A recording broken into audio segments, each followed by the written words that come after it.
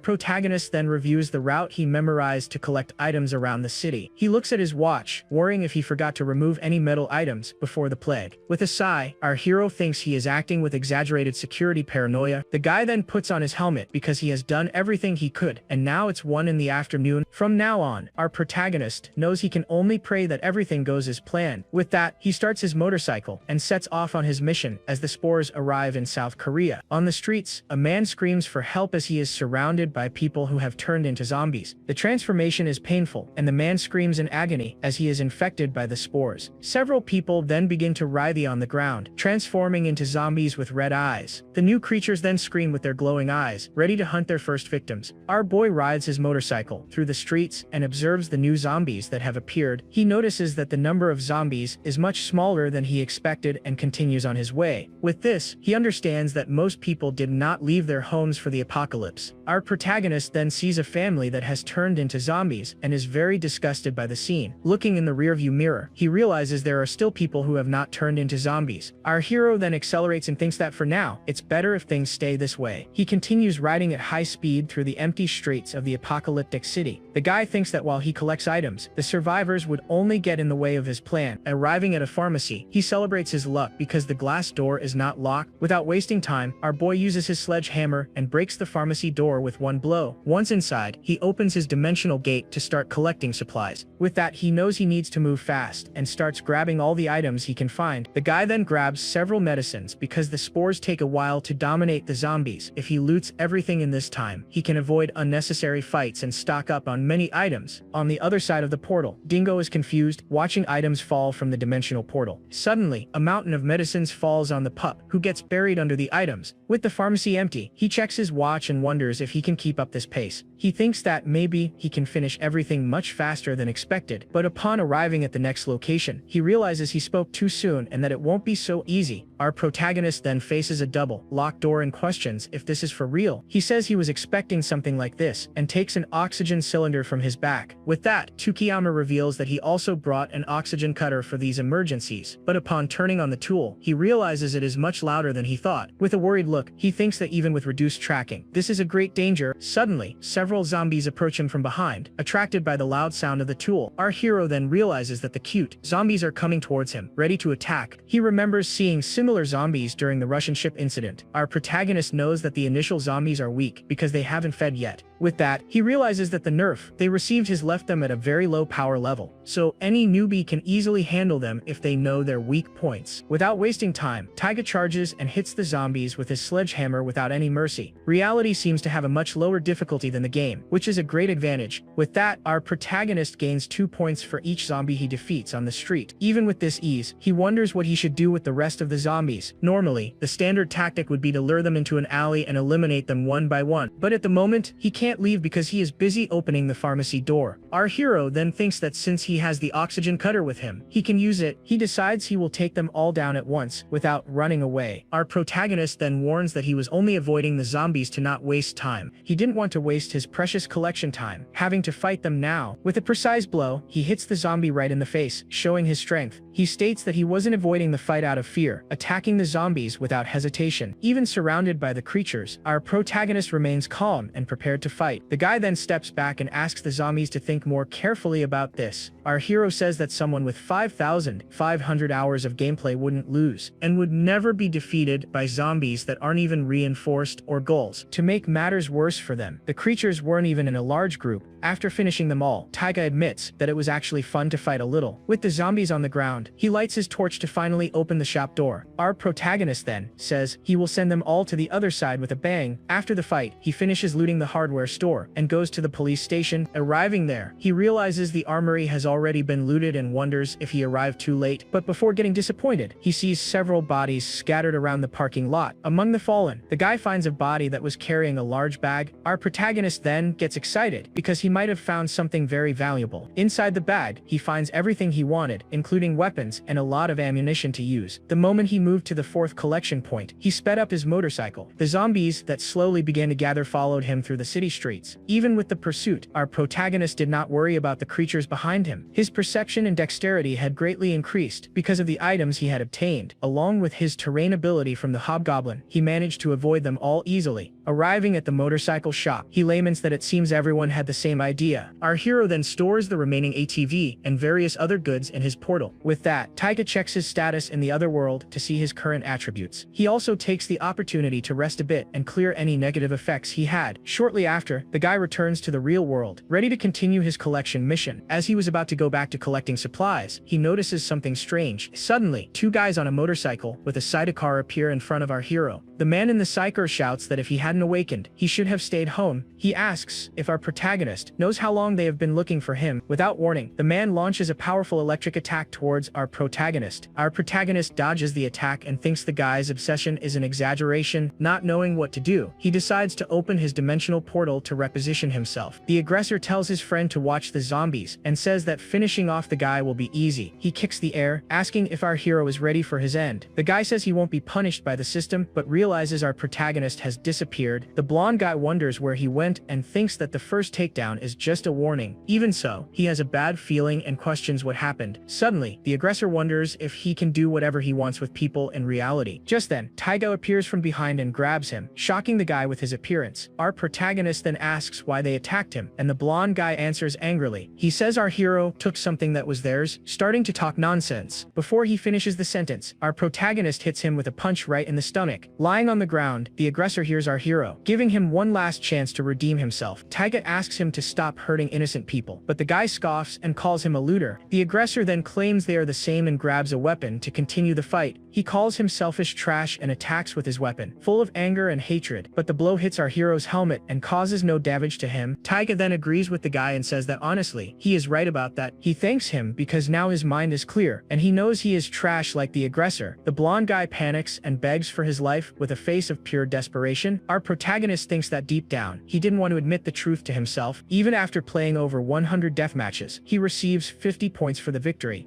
With his hands on his face, he realizes that taking a life is much dirtier than he imagined. Suddenly, the guy's friend shouts his name, and our hero calls him skinny and stares at him. Taiga then warns that even if he is trash, the guy should be careful with him. The guy is surrounded by zombies, and the narration talks about people who only think of themselves. Just then, the creatures attack the man, who screams for help as he is devoured by them. Desperate, he begs for help, but our protagonist just watches from a distance. Slowly, the guy's hand falls to the ground lifeless, and hope finally ends. Our hero then thinks that people like them deserve their end in this new apocalypse. The narration then explains how the PK system worked within the game. The intention was good and aimed to reduce trolls, but the execution was a mess. The first takedown only generated a warning, because the creators were afraid of losing users, but from the third takedown, there was no escape, and you earned the title. For the second takedown, the system judged how much you were involved in the demise. People became PKers to get points and steal others' abilities, and also because of an update that happened a week before the game shut down. It added new special abilities that were very strong. The problem is that being a PKer forced you to keep taking out others forever. A death field was activated to force a fight to the end between players. If 3 or more people gathered, a magical barrier was summoned on the spot. Inside, they were forced to fight in a deathmatch until only one was left.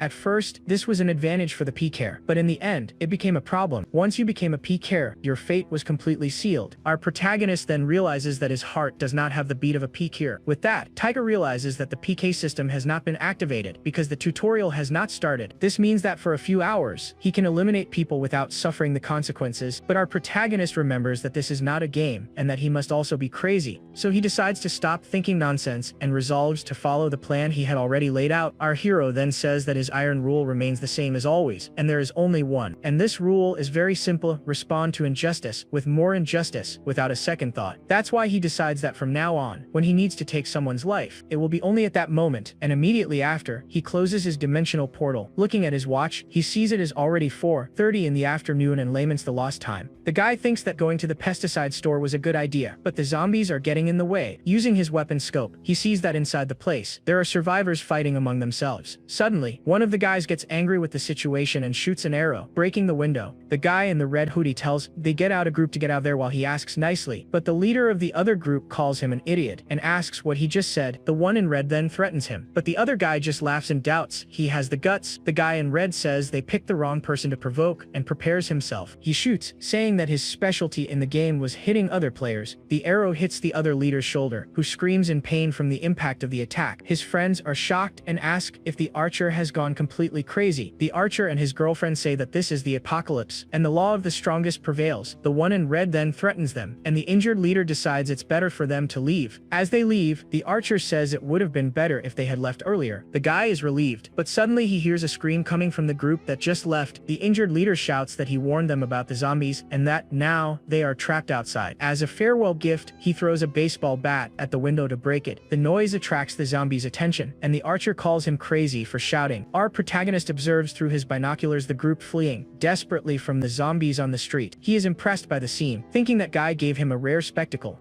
Taiga thinks that if he meets that guy again, he will need to give him something as a reward. With that, he wonders if his item collection is finally over and looks at the portal. Our protagonist checks his watch and sees that he still has over an hour available. He thinks that in moments like this, he needs the help of his partner Dingo. With that, he decides to change the order of the plan and says that now it's his partner's turn. The narration then asks a question about where zombies gather the most at the beginning, and the answer is in places where nutrients can be easily consumed. That is, their favorite places are large supermarkets full of food. That's why these places are the ones you should avoid the most at the beginning of the apocalypse. But for players with over 1,000 hours of gameplay, the thinking is very different because unlike the game, in real life, he is well prepared for what is to come. Our protagonist then sees this as a great chance to level up quickly, and the golden opportunity to reach level 10 and open the shop before the tutorial. But after finishing everything, he feels a shock of reality with what he is about to do. He wonders if it is a waste, because the floor would get soaked in oil anyway, but thinking calmly, he realizes that deep down, it's not such a big loss, and since he has time until the tutorial, he thinks it will be a good experience for Dingo. Our protagonist then asks Dingo if he can do what they practiced. With everything ready, he prepares to finally put his new plan into action. He gives the signal, and Dingo runs at high speed into the supermarket. Arriving there, he barks loudly to get the attention of the zombies who were eating. The creatures then notice the pup's presence and growl, ready to attack. Fearlessly, Dingo charges and uses his paws to knock down the zombies that get in his way. The pup then jumps and hits two more creatures, who scream from the unexpected blow. He continues fighting, dodging the creatures' attacks with his wolf-like agility. After passing them all, he finally reaches the exit with the zombies hot on his heels. With that, he manages to lure the horde of zombies out of the large supermarket. Taiga observes the scene and is impressed by the majestic figure of his partner. As expected, he lights his lighter and prepares for the next part of the plan. He then throws the lighter on the ground while Dingo jumps over his arm. The lighter ignites the oil on the ground, and the zombies are confused by the sudden fire. Our protagonist praises his partner and calls him a genius for the perfect execution. A gigantic explosion then occurs and takes out all the zombies at once. He levels up to level 11, gains 116 points, and a dimensional slot. It was almost night, and our protagonist finally finished his supply collection. He looted the supermarket and even took some computers from an apartment building. Knowing that the buildings would soon collapse, he hurried to leave that area. With that, our protagonist opens a dimensional portal in the middle of the street and locks the coordinates. He crosses over to the other world with his motorcycle, which has already served its purpose. Arriving at his hideout, he changes his equipment to one that has no metal. In his training ground, 1 kilometer from the shelter, he prepares for the next step. Our hero then takes his pre-set equipment and finishes preparing for the worst. Taiga wonders if his appearance is okay because there are no zippers or metal buckles. Looking at his watch, he realizes that now there are only 3 minutes left for the event. Suddenly, a strange feeling of discomfort takes over our protagonist. The system then confirms that the portal only allows his entry and that of his possessions. He confirms that the zombie spores and the wire disease spread through the wind. The zombie spores are extremely harmful to humans and turn them into monsters, but the metal wire disease destroys objects, so he couldn't let his guard down. That's why he is in the training ground, surrounded by wood to protect himself. Our protagonist thinks there is no point in worrying now and prepares for the worst. If his equipment breaks, he just needs to run to minimize the damage he suffers. Now he just needs to focus on one single thing, which is the most important. With that, our hero opens his portal and focuses entirely on keeping it stable. The countdown begins, and at 6 in the evening, the wire disease finally arrives. The plague then lands in Korea and begins to distort the entire city at once. In the game, this terrible plague was known to all as the Metal Plague. This infectious disease destroyed all the civilization that humanity had built. It dragged everything back to dust in the blink of an eye, leaving nothing behind. Not even the electrical systems escaped, and everything was destroyed by the Metal Plague. Through the portal, Taiga sees the destruction spreading through the real world outside. In the middle of the ruins, the portal stands out as a window to another, safe world. The city was taken back to the Stone Age. In just a few seconds of chaos, our protagonist prepared for this, but is still shocked by the scene. Suddenly, a gigantic explosion occurs, and our hero is thrown back by the impact.